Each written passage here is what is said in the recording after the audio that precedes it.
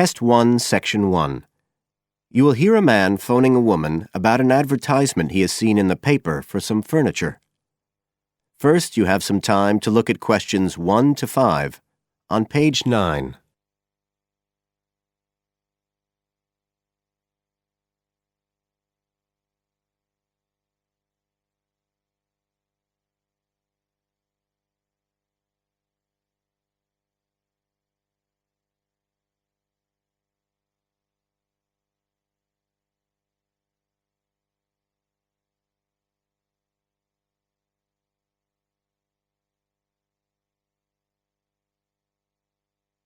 You will see that there is an example which has been done for you. On this occasion only, the conversation relating to this will be played first.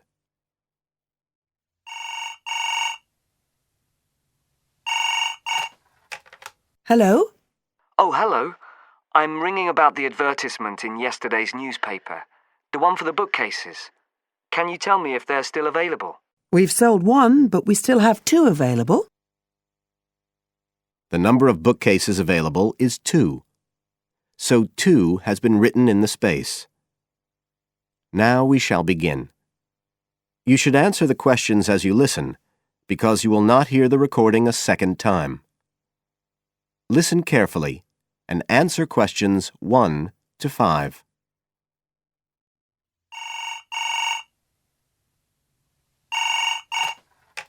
Hello? Oh, hello. I'm ringing about the advertisement in yesterday's newspaper. The one for the bookcases. Can you tell me if they're still available? We've sold one, but we still have two available. Right. Can you tell me a bit about them? Sure. What do you want to know? Well, I'm looking for something to fit in my study. So, I'm not too worried about the height, but the width's quite important. Can you tell me how wide each of them is? They're both exactly the same size. Let me see, I've got the details written down somewhere. Yes, so they're both 75 centimetres wide and 180 centimetres high. Okay, fine. That should fit in okay. And I don't want anything that looks too severe. Not made of metal, for example. I was really looking for something made of wood. That's all right. They are, both of them. So, are they both the same price as well? No, the first bookcase is quite a bit cheaper. It's just £15. We paid £60 for it just 5 years ago, so it's very good value. It's in perfectly good condition. Well, they're both in very good condition, in fact. But the first one isn't the same quality as the other one. It's a good sturdy bookcase. It used to be in my son's room, but it could do with a fresh coat of paint. Oh, it's painted? Yes, it's cream at present. But as I say, you could easily change that if you wanted, to fit in with your colour scheme. Yes, I'd probably paint it white if I got it. Let's see, what else? How many shelves has it got? 6. 2 of them are fixed, and the other 4 are adjustable, so you can shift them up and down according to the sizes of your books. Right, fine. Well, that certainly sounds like a possibility. Before you hear the rest of the conversation, you have some time to look at questions 6 to 10 on page 9.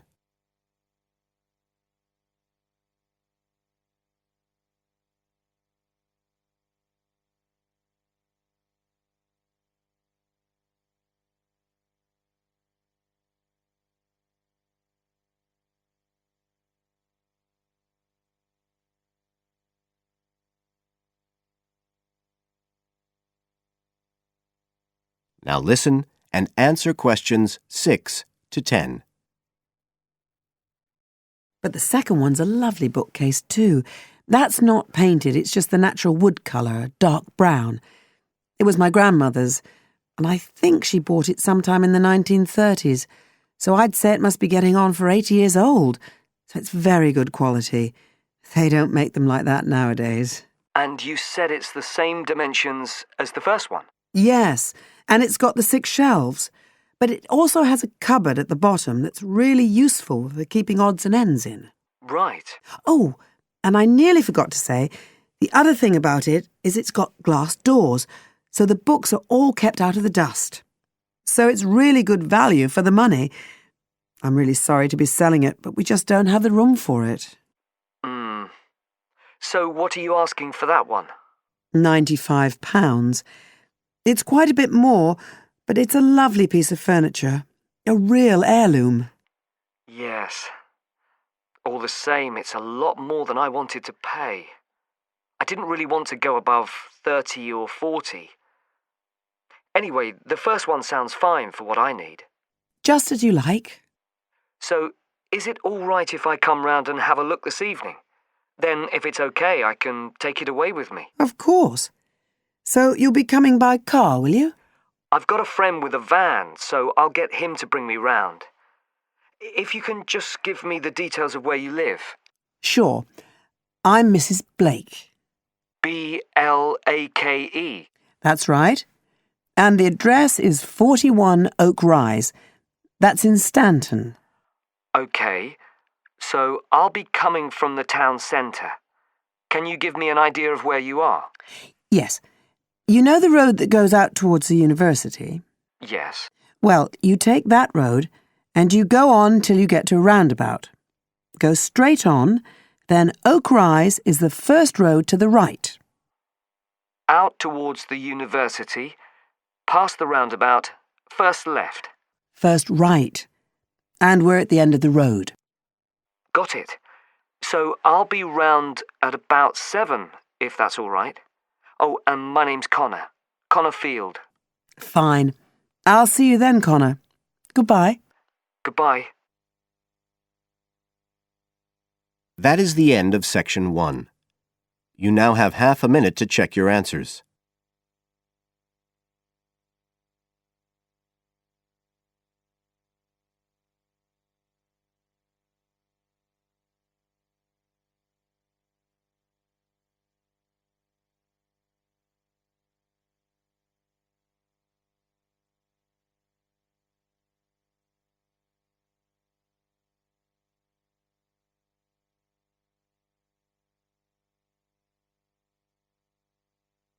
Now turn to Section 2, on page 10.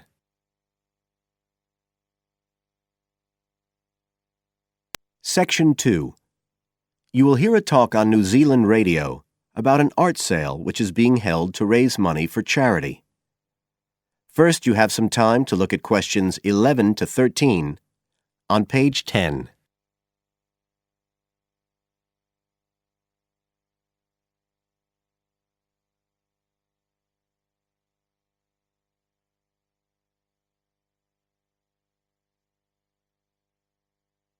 Now listen carefully and answer questions 11 to 13.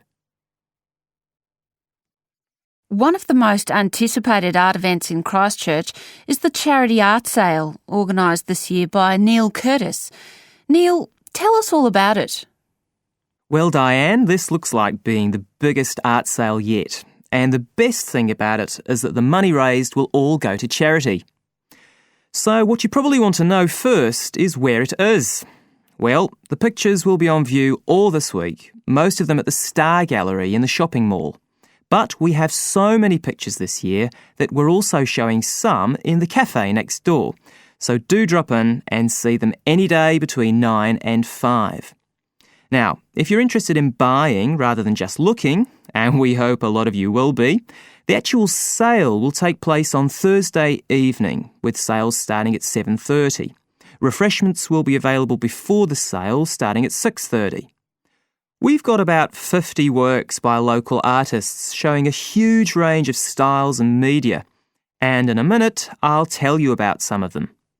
You're probably also interested in what's going to happen to your money once you've handed it over.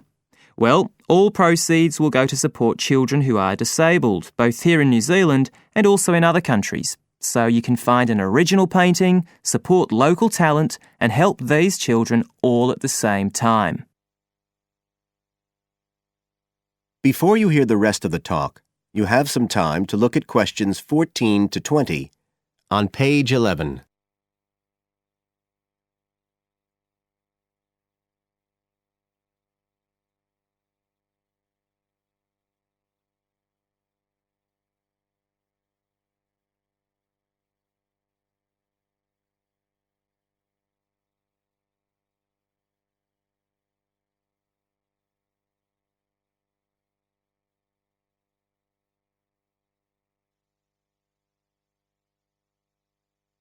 Now listen and answer questions 14 to 20. Now, let me tell you a bit about some of the artists who have kindly agreed to donate their pictures to the charity art sale.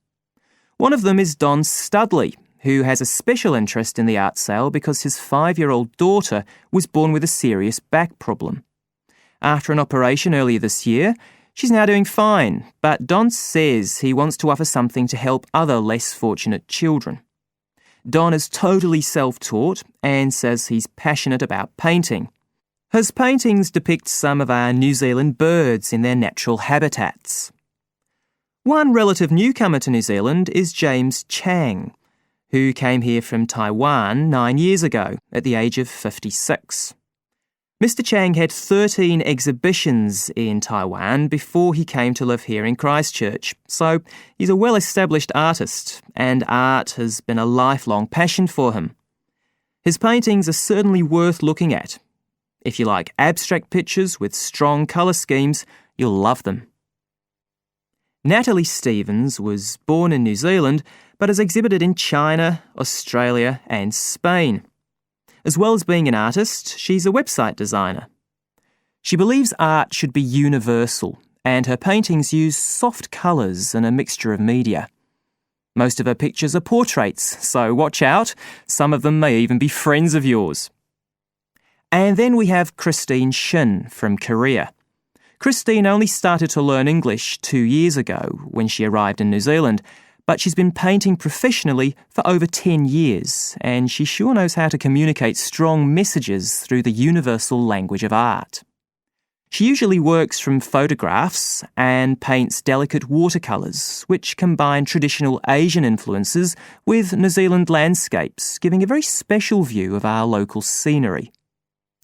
Well, that's all I have time to tell you now, but as well as these 4, there are many other artists whose work will be on sale, so do come along on Thursday. We accept cheques, credit cards or cash. And remember, even if you don't buy a picture, you can always make a donation. That is the end of Section 2. You now have half a minute to check your answers.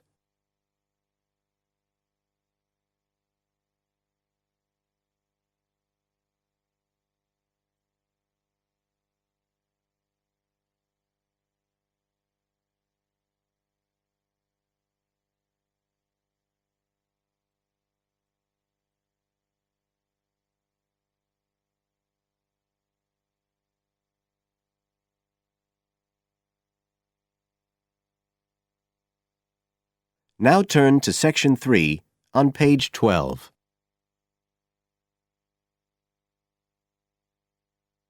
Section 3. You will hear 2 students discussing a project they have to do as part of a literature course on great books. First, you have some time to look at questions 21 to 25 on page 12.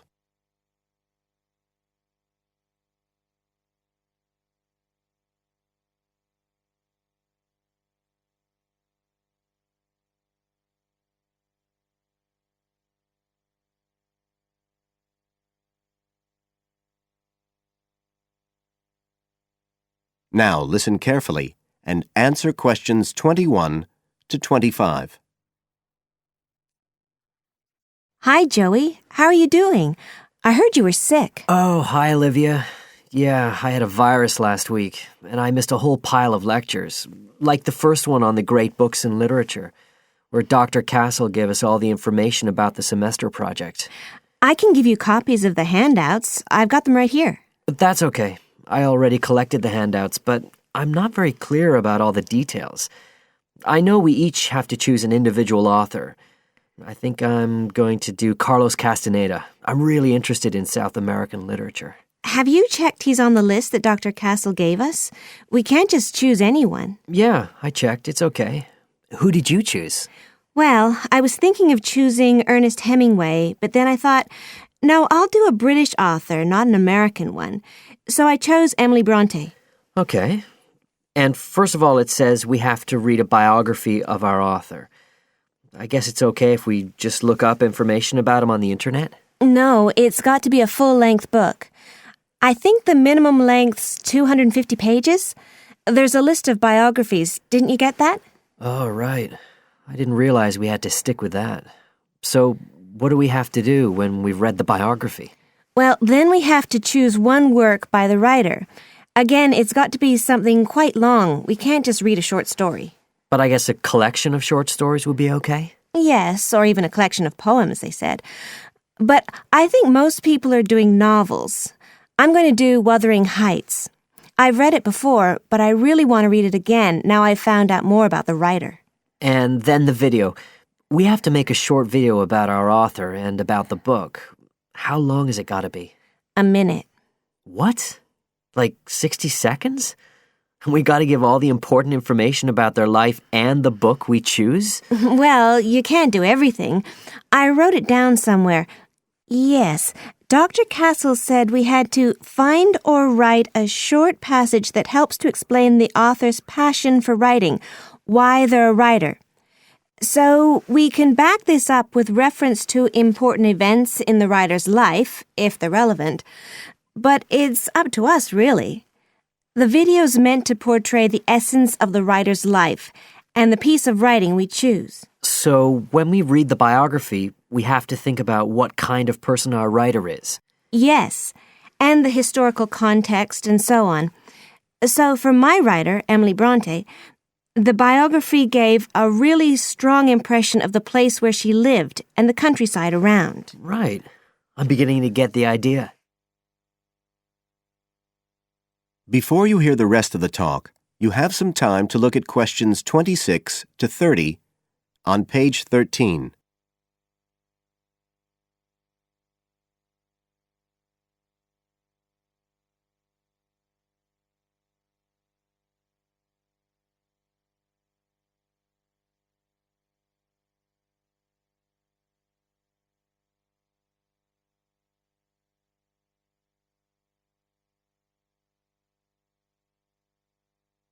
Now listen and answer questions 26 to 30. Can I check the other requirements with you? Sure. The handout said after we'd read the biography, we had to read the work we'd chosen by our author and choose a passage that's typical in some way, that typifies the author's interests and style. Yes, but at the same time, it has to relate to the biographical extract you choose. There's got to be some sort of theme linking them. Okay, I'm with you. And then you have to think about the video. So are we meant to dramatize the scene we choose? I guess we could, but there's not a lot of time for that. I think it's more how we can use things like sound effects to create the atmosphere, the feeling we want. And presumably visuals as well? Yeah, of course. I mean, I suppose that's the whole point of making a video. But whatever we use has to be historically in keeping with the author. We can use things like digital image processing to do it all. So we can use any computer software we want? Sure. And it's important that we use a range, not just one software program. That's actually one of the things we're assessed on. Okay.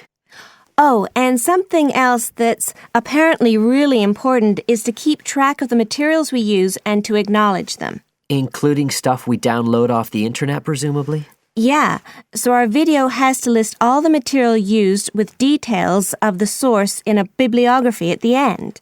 Okay. And you were talking about assessment of the project. Did they give us the criteria? I couldn't find anything on the handout. Sure. He gave us them in the lecture. Let's see, you get 25% just for getting all the components done. That's both sets of reading and the video. Then the second part is actually how successful we are at getting the essence of the work. They call that content, and that counts for 50%. Then the last 25% is on the video itself, the artistic and technical side. Great. Well, that sounds a lot of work, but a whole lot better than just handing in a paper. Thanks a lot, Olivia. You're welcome. That is the end of section 3. You now have half a minute to check your answers.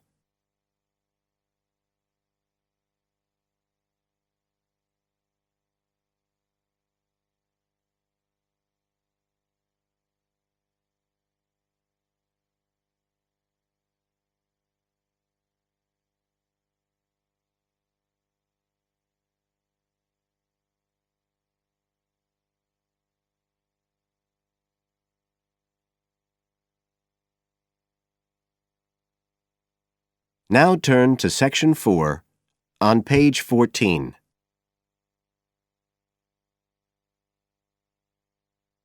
Section 4.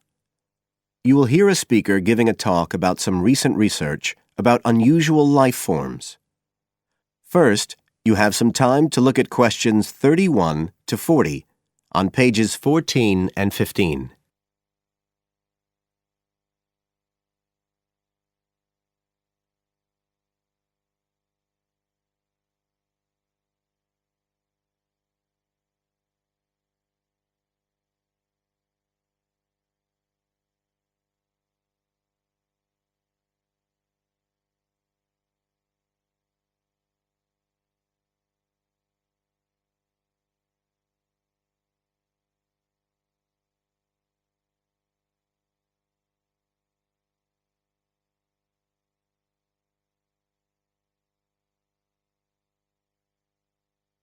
Now listen carefully and answer questions 31 to 40. Hello, everybody, and welcome to the 6th of our ecology evening classes. Nice to see you all again. As you know from the programme, today I want to talk to you about some research that is pushing back the frontiers of the whole field of ecology. And this research is being carried out in the remoter regions of our planet, places where the environment is harsh and, until recently, it was thought that the conditions couldn't sustain life of any kind. But life forms are being found, and these have been grouped into what is now known as extremophiles. That is, organisms that can survive in the most extreme environments. And these discoveries may be setting a huge challenge for the scientists of the future, as you'll see in a minute. Now, the particular research I want to tell you about was carried out in Antarctica, one of the coldest and driest places on Earth. But a multinational team of researchers from the US, Canada, and New Zealand recently discovered colonies of microbes in the soil there where no one thought it was possible. Interestingly enough, some of the colonies were identified as a type of fungus called Bouveria bassiana, a fungus that lives on insects. But where are the insects in these utterly empty regions of Antarctica? The researchers concluded that this was clear evidence that these colonies were certainly not new arrivals. They might have been there for centuries, or even millennia.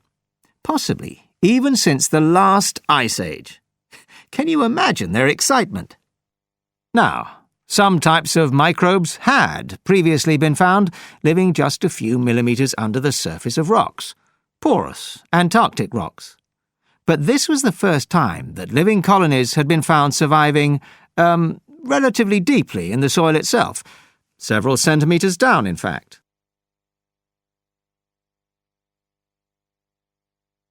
So, the big question is, how can these colonies survive there?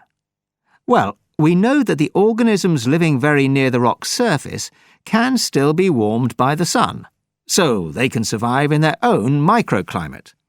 And this keeps them from freezing during the day. But this isn't the case for the colonies that are hidden under the soil.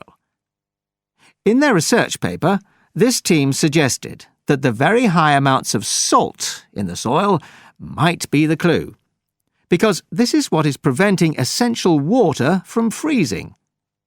The team found that the salt concentration increased the deeper down they went in the soil. But while they had expected the number of organisms to be fewer down there, they actually found the opposite. In soil that had as much as 3,000 parts of salt per million, relatively high numbers of microbes were present, which seems incredible. But the point is that at those levels of salt, the temperature could drop to minus 56 degrees before frost would cause any damage to the organisms. This relationship between microbes and salt, at temperatures way below the normal freezing point of water, is a really significant breakthrough. As you all know, life is dependent on the availability of water in liquid form, and the role of salt at very low temperatures could be the key to survival in these kinds of conditions. Now, the process at work here is called supercooling, and that's usually written as one word, but it isn't really understood as yet, so there's a lot more for researchers to work on. However, the fact that this process occurs naturally in Antarctica may suggest that it might occur in other places with similar conditions, including on our neighbouring planet, Mars. So, you can start to see the wider implications of this kind of research. In short, it appears to support the growing belief that extraterrestrial life might be able to survive the dry, cold conditions on other planets after all. Not only does this research produce evidence that life is possible there, it's also informing scientists of the locations where it might be found. So all of this might have great significance for future unmanned space missions. One specialist on Mars confirms the importance of the interaction. That is the end of Section 4. You now have half a minute to check your answers.